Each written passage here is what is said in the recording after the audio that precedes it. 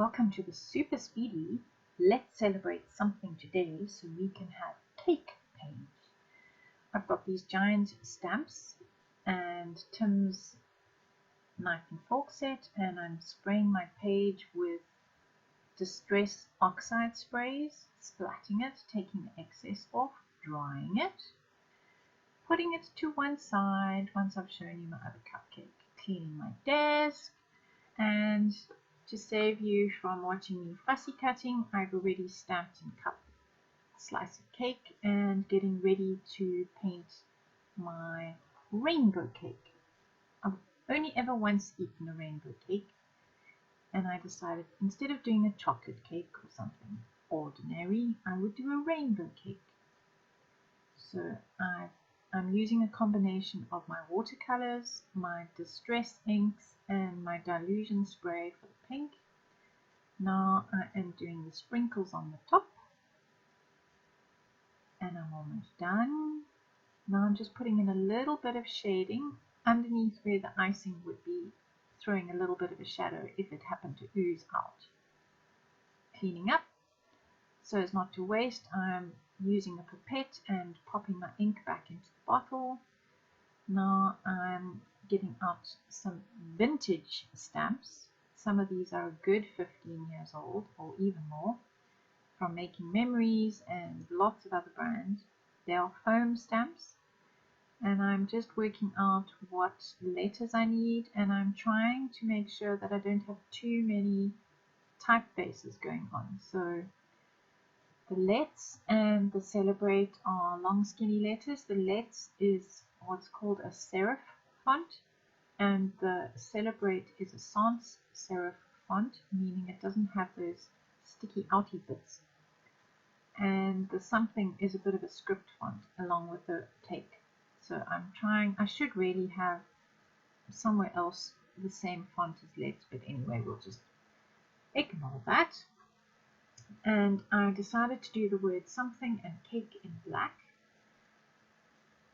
And during the chat on the Facebook Live, some crazy bird told me to do the Celebrate in rainbow. I was just going to do it blue, but of course it is much more fun to have the Celebrate in rainbow. The only pest being, of course, I have to reuse the E 3 times in the word Celebrate, so I have to keep cleaning that. The rest I've been putting on some baby wipes on the left hand side. Here my purple paint has gone a little bit hard, so I have added some acrylic gel gloss glaze medium, because that's all I have now down in lockdown. There's my E.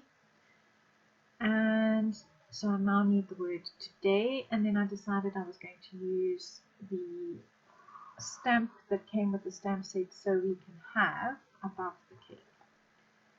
Now, just to be different and to bring the black in from the word something above, I have done an ombre by starting with my color and then adding my black to the top of my letters. So I've now, using glossy accents, glued on my cake because it was curling a bit and the stamping would have just been a mess. So I've now stamped the word cake. Now I need to stamp the little sentiment that came with the set so we can have, it's really tiny but I like it. I call her Vicky P. She does the most amazing videos online of journaling, to add the little highlights and then the drop shadows. So that's what I'm doing now. I've used my white Posca pen in 2 different sizes. So I used my bigger one for the bigger letters and my little one for the smaller letters. Then I'm using Tim Holtz's Distress Marker and Hickory Smoke to add a shadow under the cake, and archival ink for the knife, fork and spoon set, just for some added texture down the side. And then because I felt my page needed some framing, I'm using Tim Holtz's Dot Fade stencil and then the All in Create stencil as well, because I have a thing about circles. And I shaded them on the left hand side, added my white highlights, and I'm done. Hope you enjoyed it. Bye.